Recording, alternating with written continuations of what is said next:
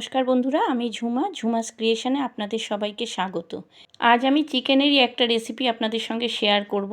আর এই রেসিপিটা আপনারা ভাত, রুটি, লুচি, পরোটা, নান, ফ্রাইড রাইস, পোলাও সব কিছুর সঙ্গেই কিন্তু খেতে পারেন। আর খেতে লাগে অসাধারণ। তাহলে চলুন কথা না বাড়িয়ে শুরু করা যাক চিকেনের রেসিপিটা।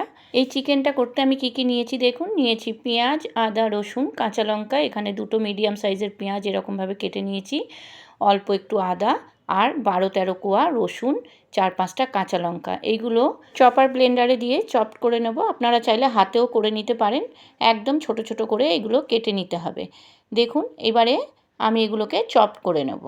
আপনারা কে কোথা দিয়ে আমার এই ভিডিওটা দেখছেন বন্ধুরা কমেন্টে জানাবেন। আর রেসিপিটা কেমন হলো সেটাও কিন্তু কমেন্টে জানাতে ভুলবেন না। দেখুন, চপ করা হয়ে গেছে। এবার আমি কাজু আর কিশমিশটাকে মিক্সার গ্রাইন্ডারে গুঁড়ো করে নেব। আমি প্রথমে শুকনোই গুঁড়ো করব, তারপর এতে টক দই দেব। দেখুন, গুঁড়ো করা হয়ে গেছে। এবারে আমি এতে টক দই দেব। এখানে কাজু কিশমিশটা আমি নিয়েছি 7-8টা কিশমিশ আর 10-12টা কাজু নিয়েছি। আপনারা আপনাদের পরিমাণ মতো নেবেন। এরপর আমি এতে দিলাম 3-4 চামচ টক দই। এবার টক দইটা দিয়ে খুব ভালো করে আমি পেস্ট করে নিলাম। দেখুন, কাজু কিশমিশ আর টক দইয়ের পেস্টটা আমি রেখে দিলাম। এরপর আমরা চিকেনটাকে ম্যারিনেট করে নেব। এখানে আছে 500 গ্রাম চিকেন, খুব ভালো করে ধুয়ে জল ঝরিয়ে নিয়েছি।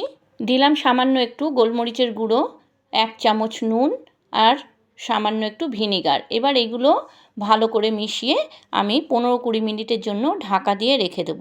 আপনারা চাইলে ভিনেগারের জায়গায় লেবুর রসও দিতে পারেন। দেখুন, 15-20 মিনিট পর এবার আমি রান্নাটা শুরু করব। ওভেনে কড়াই বসিয়েছি। কড়াইতে 2-3 চামচ মতো সাদা তেল দিলাম আর দিলাম 1 চামচ ঘি। এবারে তেল আর ঘিটা গরম হলে আমি এতে কিছু ফোড়ন দেবো। এখানে আছে একটা তেজপাতা, একটা শুকনো লঙ্কা, 4-5টা ছোটো এলাচ, অল্প একটু দারচিনি। ফোড়নগুলো দিয়ে সুন্দর একটা গন্ধ বেরোলে তখন এতে আমি চিকেনটা দিয়ে দেব। দেখুন, এখানে চিকেনগুলো দিয়ে দিলাম। চিকেনগুলো দিয়ে আমি হালকা করে ভেজে নেব। দুটো দিকে যখন একটু লালচে রং ধরবে তখন আমি কিন্তু চিকেনগুলো তুলে নেব। আমার এই রেসিপিটা যদি আপনাদের ভালো লাগে বন্ধুরা, আমার চ্যানেলটাকে সাবস্ক্রাইব করে দেবেন, লাইক, কমেন্ট, শেয়ার করবেন আর পাশে থাকা বেল আইকনটা প্রেস করে দেবেন, যাতে আমার ভিডিও আপলোড হওয়ার সাথে সাথে আপনাদের কাছে নোটিফিকেশান পৌঁছে যায়। আর পুরনো বন্ধুদের আমার অনেক ভালোবাসা আমার পাশে থাকার জন্য। যারা আমার চ্যানেলে নতুন এই রেসিপিটা দেখছেন তাদের কাছে আমার অনুরোধ, আমার চ্যানেলটাকে সাবস্ক্রাইব করে আমার পাশে থেকে যাবেন প্লিজ। আমিও কথা দিচ্ছি আপনাদের পাশে থাকব। দেখুন, চিকেনটা এক পিঠ ভাজা হয়ে গেছে। এবার আর একটা পিঠ আমি উল্টে দিচ্ছি। আর এক পিঠ ভাজা হয়ে গেলেই আমি এটা তুলে নেব।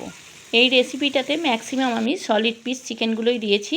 বাজার থেকে যখন চিকেন নিয়ে আসে তখন সলিড পিসটা কেউই কিন্তু খেতে চায় না, তাই সেই সলিড পিস আর উইংসগুলো দিয়ে আমি এটা করে নিলাম। আপনারা চাইলে উইথ বোন চিকেন দিয়েও করতে পারেন, তবে আমি সলিড পিসগুলো দিয়েই করছি। খেতে কিন্তু অসাধারণ হয়েছে। আর যেহেতু তেলের মধ্যে ভেজে নেওয়া হয়েছে তাই চিকেনগুলো কিন্তু খুব বেশি শক্ত হয়নি। সাধারণত সলিড পিস চিকেনগুলো একটু ছিবড়ে থাকে, তবে এইভাবে করলে কিন্তু একদমই ছিবড়া লাগছিল না, খুব ভালোই লাগছিল খেতে, খুব জুসি হয়েছিল এই চিকেনটা। আপনারাও একবার ট্রাই করুন না, এই রেসিপিটা খেতে কিন্তু অসাধারণ হয়। আর আপনাদের উপর ছেড়ে দিলাম এই রেসিপিটার নাম কি দেওয়া যায়। আমি কিন্তু এই রেসিপিটার নাম দিতে পারিনি, তাই আপনাদের এই নামটা দিতে হবে। দেখুন, চিকেনগুলো সব ভাজা হয়ে গেছে, সব তুলে নিলাম। এরপর ওই তেলের মধ্যেই আমি যে পেঁয়াজ, আদা, রসুন, কাঁচা লঙ্কা চপড করে রেখেছিলাম সেটা দিয়ে দিলাম। এইবার এটাও কিছুক্ষণ নাড়াচাড়া করব। যখন দেখব এতে একটু লালচে রং ধরেছে তখন আমি এতে টক দই, কাজু কিশমিশের পেস্টটা দিয়ে দেব। নতুন, পুরনো, কাছের, দূরের সকল বন্ধুদের জানাই আমার আন্তরিক ভালোবাসা, কারণ আপনারা না থাকলে আমি কিন্তু আজ এত দূর এগোতে পারতাম না। তাই আপনাদেরকে জানাই আমার অন্তর থেকে ভালোবাসা। দেখুন, পেঁয়াজ, আদা, রসুন, কাঁচা লঙ্কাটা একটু লালচে রং হয়েছে। এবার আমি এতে কাজু কিশমিশের পেস্টটা দিয়ে দিলাম। এবার মিক্সার গ্রাইন্ডারের জারটা ধুয়ে সামান্য একটু জল দিলাম। এরপর আমি এতে কিছু গুঁড়ো মশলা দেব। এখানে প্রথমেই আগে দেব নুন। এখানে 1 চামচ মতো নুন দিলাম। আমরা মাংস ম্যারিনেট করার সময় কিন্তু 1/2 চামচ নুন দিয়েছিলাম। আর এখানে দিলাম 1 চামচ নুন। দিলাম 1/2 চামচ জিরের গুঁড়ো, 1/2 চামচ ধনের গুঁড়ো আর 1/2 চামচ কাশ্মীরি লঙ্কার গুঁড়ো। আমি এখানে কিন্তু ঝাল লঙ্কার গুঁড়োটা দিইনি, কাশ্মীরি লঙ্কার গুঁড়োটা দিয়েছি কালারটা সুন্দর হওয়ার জন্য। এরপর খুব ভালো করে মশলাটাকে কষিয়ে নিতে হবে। কিছুক্ষণ মশলাটা নাড়াচাড়া করার পর আমি এতে ফ্রাই চিকেনটা দিয়ে দিলাম। চিকেনটা দিয়ে কিছুক্ষণ নাড়াচাড়া করার পর আমি কড়াইটা ঢেকে দেব মিনিট 5 জন্য গ্যাসের ফ্লেম লো করে। তাতে চিকেনটা সিদ্ধও হবে আর কষানো ভালো মতো হয়ে যাবে। দেখুন 5 মিনিট পর ঢাকা খুলে দেখলাম চিকেন থেকে তেল ছেড়েছে। আরও কিছুক্ষণ মশলাটাকে কষিয়ে নিতে হবে, তাই জন্য আবার কিছুক্ষণের জন্য কড়াইটা ঢাকা দিয়ে দেব।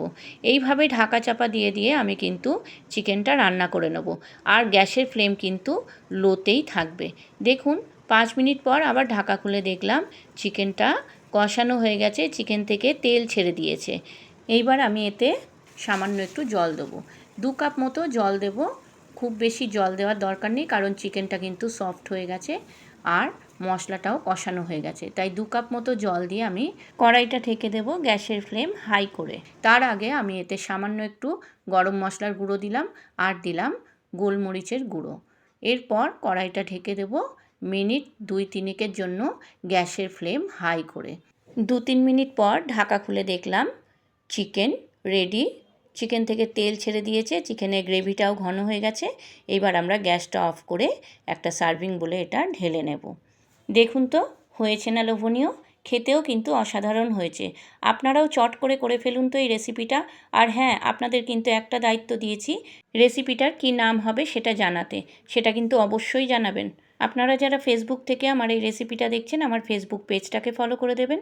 আর যারা ইউটিউব থেকে দেখছেন, আমার ইউটিউব চ্যানেলটাকে সাবস্ক্রাইব করে আমার পাশে থেকে যাবেন প্লিজ। আপনারা ভালো থাকুন, সুস্থ থাকুন। আবার আসবো আমি অন্য দিন অন্য কোনো রেসিপি নিয়ে। আজকের মতো চলি। ধন্যবাদ বন্ধুরা।